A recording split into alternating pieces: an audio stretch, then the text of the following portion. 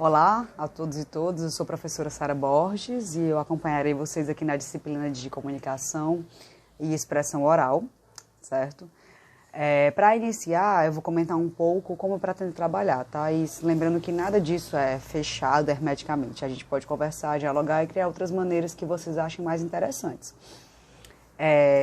Essa disciplina, a disciplina optativa, e ela tem um foco em desenvolver as habilidades de comunicação da oralidade, que são extremamente importantes para vocês, alunos do curso de licenciatura em matemática, principalmente para aqueles que pretendem focar na carreira docente, que pretendem ser professores, mas não somente para eles, né? Enfim, qualquer carreira que você pretenda seguir, em qualquer que seja o meio, você vai precisar desenvolver as habilidades de comunicação oral da melhor forma possível. Logicamente, quem lida com o público de forma mais direta vai ser exigido diante dessa habilidade de forma mais completa. Mas todos nós precisamos nos comunicar oralmente, né, verbalmente, no nosso dia a dia. Para começar, na aula de hoje, nós vamos elucidar alguns termos com os quais nós iremos nos deparar ao longo da disciplina. Mas antes disso, eu vou explicar para vocês as questões mais práticas, né?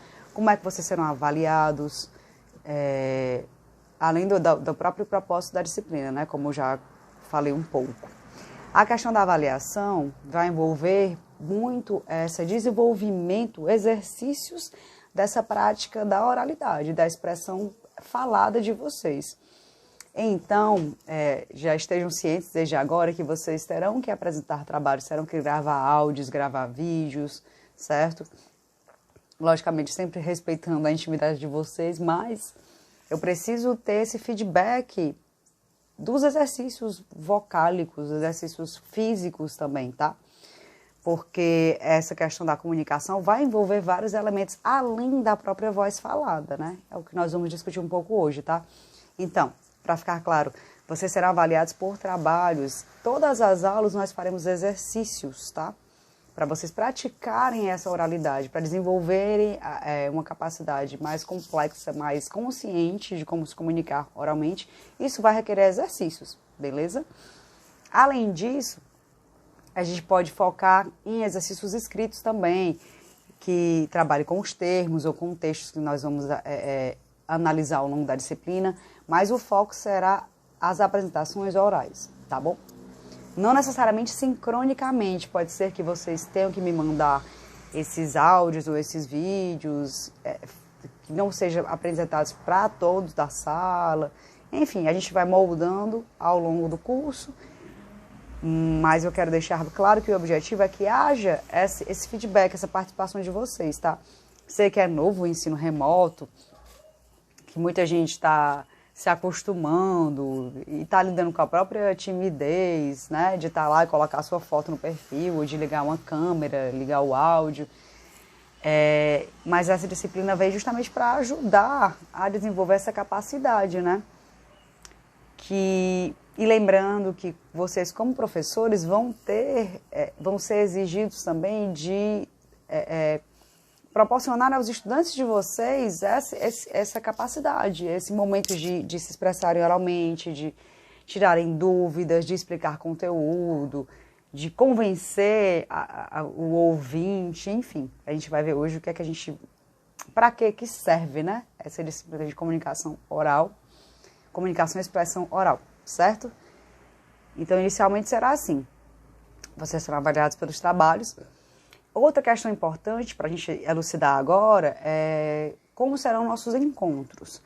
Eu vou mesclar encontros síncronos, certo? Que são aqueles encontros como se fosse uma aula mesmo, uma aula presencial, onde vocês vão estar presentes e eu também estarei presente, ministrando conteúdo e tirando dúvidas. Com vídeos já preparados por mim anteriormente a esse horário da aula. Então, semanalmente, vocês vão estar se encontrando comigo, seja de forma sincrônica ou não síncrona, né? E é importante lembrar, como eu já falei, que toda aula vão ter pequenos exercícios, tá? Então, por favor, estejam cientes e organizem a agenda de vocês para saber que toda a aula da Sara, da disciplina de comunicação e expressão oral, vocês vão ter que enviar algum exercício. E ao longo da disciplina, esses exercícios vão sendo contabilizados para compor a nota final de vocês, certo? Então, por favor, anotem na agendinha, anota lá no caderno, né? Todas as quartas-feiras tem exercício para entregar. Por quê? Porque essa questão de desenvolver essa habilidade de comunicação tem que ser lapidada, né? Tem que ser construída conjuntamente. Não tem como avaliar isso ou deixar isso só para o momento final de uma prova, certo? Então é isso, basicamente será assim que a disciplina irá funcionar. Vamos começar falando sobre alguns termos que serão constantes ao longo da disciplina e que nós precisamos compreender de forma mais clara para podermos desenvolver essas capacidades comunicativas, tá? Os primeiros serão oratória versus oralidade. Qual a diferença? O que é oratório e o que é oralidade, né? O que a gente vem desenvolver nessa disciplina? A oralidade é qualquer ato de comunicação, tá? Que é performado através das palavras que são verbalizadas, né? Ele vai tratar, a oralidade vai estar focada no uso cotidiano das palavras e para suprir as necessidades comunicativas. Então, no nosso dia a dia, nós nos deparamos e nós focamos a nossa comunicação na oralidade.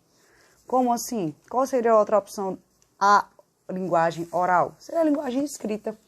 E nós sabemos que mesmo vivendo numa sociedade voltada, né, para a linguagem escrita, onde a linguagem escrita tem um peso enorme, no dia a dia a gente se comunica focando principalmente na linguagem oral. E principalmente na sociedade que nós vivemos hoje, onde a imagem tem um peso muito grande, né? Vocês acompanham aí YouTubers, o pessoal do Instagram, então esse pessoal está modificando, as mídias, né, estão modificando a maneira como nós nos comunicamos. E a oralidade e a imagem acabam adquirindo um peso muito maior, né? A oratória, do que é que se trata a oratória? É um conjunto de regras do bem dizer, ou seja, a retórica, a arte da eloquência. Então, oratória é a diferença da oralidade. A oralidade é a linguagem que a gente usa no dia a dia para se comunicar, propósitos comunicativos para resolver algo, pegar informação, ler uma bula de remédio, ver um manual de instruções. E a oratória é um conjunto de regras da retórica, um conjunto de regras que indica como seria essa comunicação oral de forma mais convincente, servindo a um propósito não apenas comunicativo, mas principalmente de convencer o meu ouvinte, né, o meu espectador, de que aquele ponto que eu estou defendendo está correto. Não é simplesmente propósito de comunicar, mas vai mais para de convencimento. Lembra a proposta de redação do Enem, né, que é aquela redação dissertativa argumentativa? Se ela é dissertativa porque ela expõe uma ideia. E ela é argumentativa porque ela tenta convencer, ela visa convencer o leitor de um certo ponto de vista. É aí que nós vamos explorar a questão da oratória, tá? A oratória vai estar focada em utilizar recursos estéticos também. O orador, aquela pessoa que está fazendo essa performance, ela tenta convencer o leitor. Então, quando ela vai se utilizar de recursos para tornar a fala dele mais interessante, mais bonita, encantadora, né, para o ouvinte, para o espectador. E, para tanto, ele vai adotar alguns recursos retóricos, entre eles a expressão vocal e a linguagem gestual. Tem um livrinho muito interessante que eu vou trazer algumas referências dele ao longo do curso, que se chama O Corpo Fala, né? Então, na nossa comunicação, o gestual também constrói a maneira como o seu espectador vai interpretar a sua fala, né? Mesmo que você fale com uma voz, um tom de voz acessível, ou seguro, se você estiver lá em pé, diante do público, com os braços cruzados, né? Enfim, tremendo, a perna assim, sem estar de pé sobre as duas pernas, né? Sabe aquele, né? Se escorando assim uma na outra. Enfim, a sua postura física também vai construir a sua oratória. E a retórica, o que é que seria a retórica e a eloquência? A gente já falou um pouco da retórica, né? A retórica seria esse conjunto de regras que visa habilitar o falante com uma capacidade de convencimento maior do que ele teria, assim, esse conhecimento dessas regras, né? Elas visam também desenvolver o espírito crítico do orador, né? Um bom orador, ele não apenas repete ou defende um ponto de vista que ele desconhece, né? Mas ele também se posiciona criticamente. É a partir desse posicionamento crítico que ele vai poder criar argumentos que convençam o leitor, né? Ou o ouvinte sobre aquele ponto de vista que ele está defendendo, né? E a eloquência? A eloquência já seria mais um dom natural, né? Tem muitas pessoas que nascem com esse dom da persuasão através da palavra falada, né? Enquanto a retórica seria um conjunto de regras e estratégias. Por isso ela pode ser aprendida, né? Enquanto aquela eloquência que seria mais natural, que inclusive poucos de nós nascemos dotados dessa capacidade de sermos eloquentes, de convencermos pela palavra, né? A retórica, ela é desenvolvida, ela é aprendida e é uma das habilidades que nós desenvolveremos aqui ao longo desse curso. Dentro dessas questões da retórica e da eloquência, que são elementos usados, presentes nessa fala para convencer o público, né, a plateia, é importante a gente ter a ideia de persuasão bem clara, né? O objetivo do orador é persuadir, é defender um ponto de vista, né? Então ele vai usar de argumentos para defender aquele ponto, vai também usar do argumento da comoção, né? Vai se utilizar da comoção. Um discurso que toca o emocional do espectador, né? Ele também consegue performar esse convencimento daquele ponto de vista, né? Dando prosseguimento, nós vamos falar sobre alguns recursos da comunicação interpessoal, né? Esses recursos, basicamente, quando a gente fala de comunicação verbal, né, oral, através da fala, a gente vai ir ao encontro de alguns conceitos, né? O primeiro vai ser a questão da voz, né? A comunicação verbal, a gente vai até passar por algumas outras questões aí. Nem todo ser humano tem essa comunicação através da voz desenvolvida, né? Mas isso não impede de que ele se comunique. Mas o padrão seria essa comunicação verbal através da voz, que seria o quê? A produção sonora, o elemento físico da linguagem, seria a linguagem materializada, né? Através da voz. E o que seria a fala? Seria a articulação dos fonemas e palavras. Então a voz, como a gente falou, nem sempre os humanos foram dotados dessa capacidade. A fala seria a articulação desses fonemas para a construção de um propósito comunicativo, né?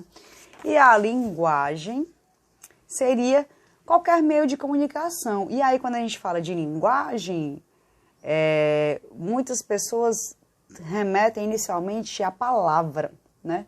Mas nem sempre a linguagem vai ser pautada na palavra, perdão. Ela pode utilizar de recursos visuais, de recursos orais, de recursos escritos, não necessariamente de palavras em si, né? Pode ter imagens, né? Essa comunicação, essa linguagem pode ser verbal e não verbal. Ela pode ser visual, né? Por exemplo, as placas de trânsito com as quais a gente se depara o tempo todo, elas utilizam uma linguagem que é não verbal. E aí nós chegamos a um dos pontos-chave da nossa disciplina, que é a questão dessa comunicação verbal e da não verbal. Quais são os elementos que fazem parte da comunicação verbal? Né? Eu tenho que ter um bom conhecimento da linguagem, eu tenho que ter uma entonação que vai passar para o meu espectador a intenção do que eu trago naquela minha fala, né? É só a gente lembrar dessas conversas de WhatsApp, né? Quando a pessoa digita, bota um emoji, né? Você já lê aquela mensagem de uma outra forma. Quando você escuta, já é uma outra maneira, né? Então, nessa comunicação verbal, quando a gente fala que vai haver a voz e a fala, a entonação, o ritmo que você usa para passar aquela mensagem adquire uma importância extrema. E é isso que nós vamos treinar aqui também ao longo dessa disciplina. Como é que eu articulo os fonemas da melhor maneira? Dentro de uma frase, quais são as palavras as quais devem receber mais ênfase, né? Quais são as palavras que na minha leitura eu devo pausar, devo falar mais detalhadamente? Como é que eu organizo essa minha fala, né? E o outro elemento vai ser a comunicação não verbal, que nós vamos focar também, né? Como é que eu me coloco dentro dessa fala, né? Como é que está a minha postura física? Quais são as minhas pausas, os meus silêncios? A fala, aliás, a ausência de fala, né? Também comunica, gente. A própria música, o conceito de música, quem é mais familiarizado deve ter alguém aí que gosta de música.